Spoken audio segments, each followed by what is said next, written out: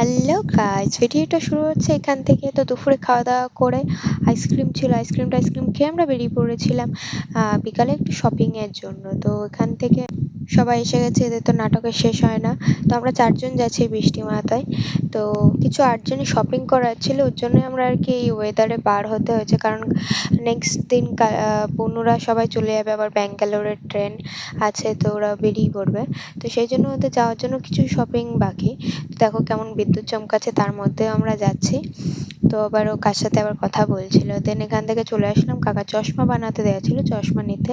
দেন অত দূর যাবে, কলকাতা থেকে মিষ্টি নিয়ে যাবে সবার জন্য, তো মিষ্টি নিতে এসেছিল।